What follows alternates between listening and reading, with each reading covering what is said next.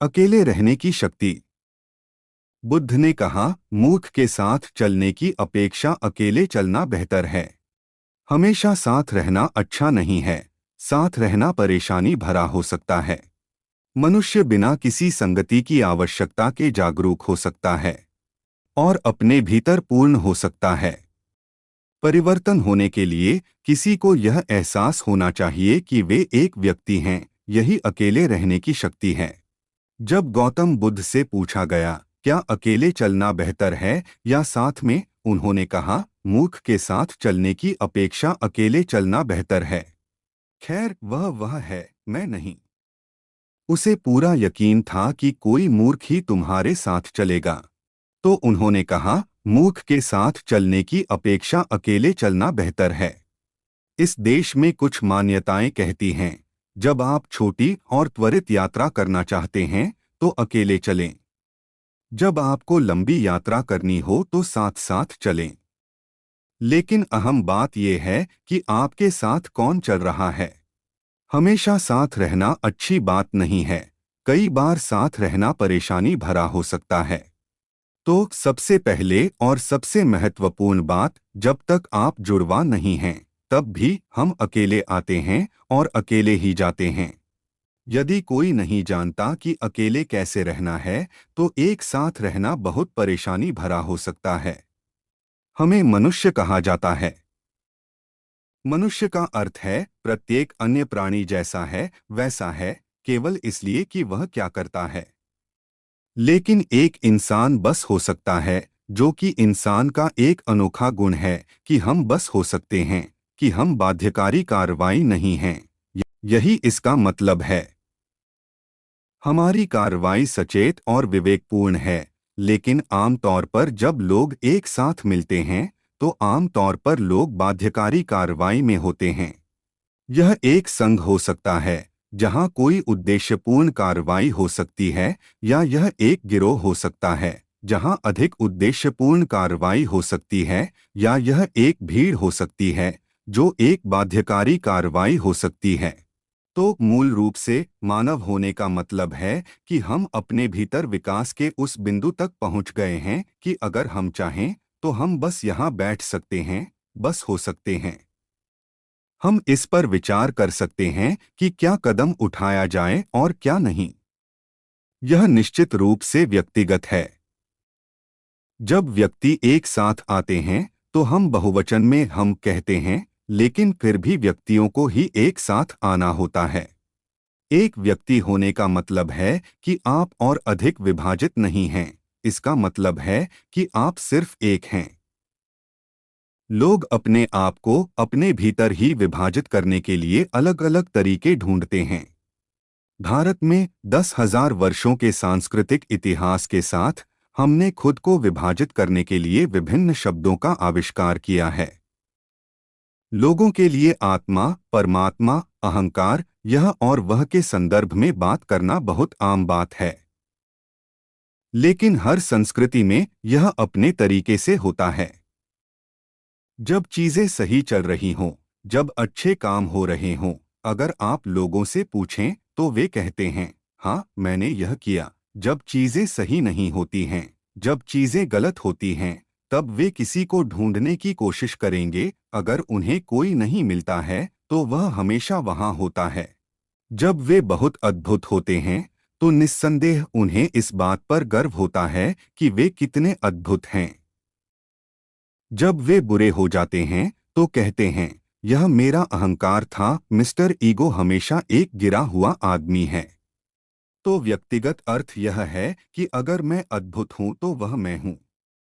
यदि मैं बुरा हूं तो वह मैं ही हूं। आप सभी, क्या आप 24 घंटे अद्भुत हैं? नमस्ते। क्या आप 24 घंटे अद्भुत हैं? नहीं नहीं, कभी अद्भुत, कभी अप्रिय, कभी सुंदर, कभी कुरूप। कोई बात नहीं।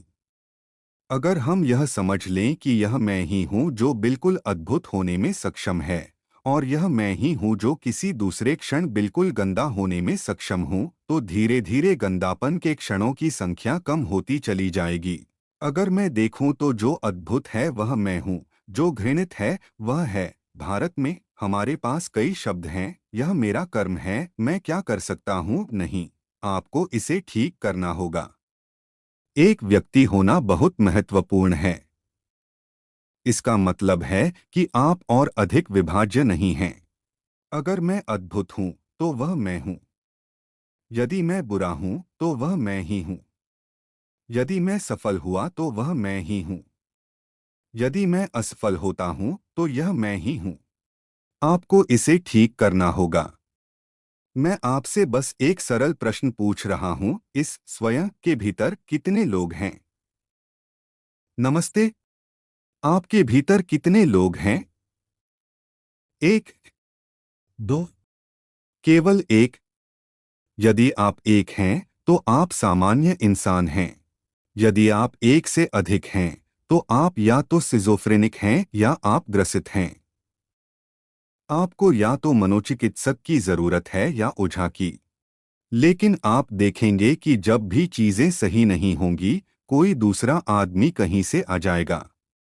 तो एक व्यक्ति बनने का मतलब है कि आपने उन सभी पॉपअप को खत्म कर दिया और कहा, यह मैं हूं, यह जो मैं हूं, इसके कई आयाम हैं।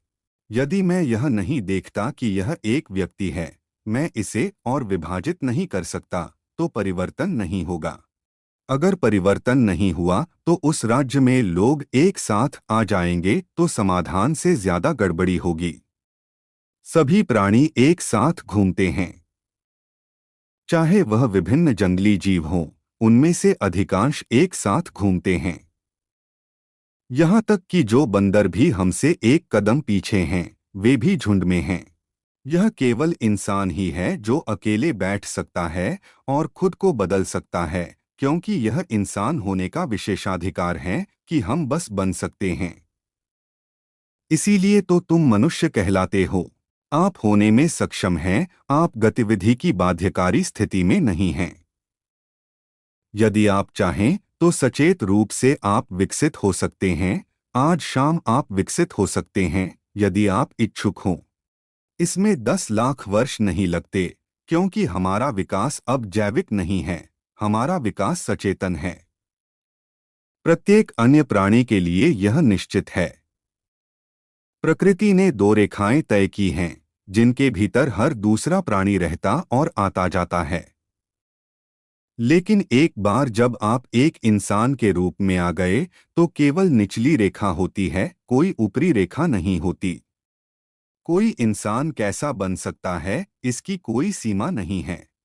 इसलिए इससे पहले कि हम खुद को लोगों के साथ जोड़े, यह अच्छा होगा हर दिन सुबह या अपने जीवन के एक निश्चित समय में अगर कोई खुद के साथ थोड़ा समय बिताने के लिए निकल जाए और देखें कि कैसे, किन तरीकों से यह थोड़ा बेहतर हो सकता है, जिस तरह से यह कल था उससे कहीं अधिक। यह जिंदगी जो कल थी उससे थोड़ी बेहतर जिंदगी कैसे हो सकती है? क्योंकि ज्यादातर लोग अपनी जरूरतों के लिए एक साथ आ रहे हैं। जरूरतें पूरी करने के लिए लोग एक साथ आते हैं। कुछ लोग किसी उद्देश्य या मकसद को पूरा करने के लिए एक साथ आते हैं। कुछ लोग खाने, पीने और साथ रहने के लिए एक साथ आते हैं, क्योंकि वे अकेले नहीं रह सकते। यह कुछ ऐसा है जो हर इंसान को करना चाहिए। एक निश्चित अवधि में आप एक काम करें, सिर्फ 24 घंटे, हर चीज से ब्रेक लें। आज नहीं, अभी आप लोगों के बीच हैं। आप कुछ समय का ब्रेक लेते हैं, सिर्फ 24 घंटे, और न पढ़ें, न टीवी देखें, न फोन का इस्तेमाल करें, बस अपने कमरे में बैठे रहें, सतर्क रहें, सोए नहीं। और यदि आप अपने मन की प्रकृति को देखें, तो आप स्वयं ही प्रमाणित कर देंगे कि यह एक पागल आदमी है, क्योंकि अधिकांश लोगों का मन किसी एक चीज पर नहीं टिक सकता। जब तक कि वे सक्रिय न हो, बस वे यहाँ नहीं रह सकते। बाध्यकारी अवस्था में मनोवैज्ञानिक गतिविधि चालू रहती है। जब आप ऐसे हैं, तो आप नहीं हो सकते। इसका मतलब है कि आप इंसान नहीं हो सकते। होना ही होगा, तभी एकजुटता बहुत समृद्ध होगी।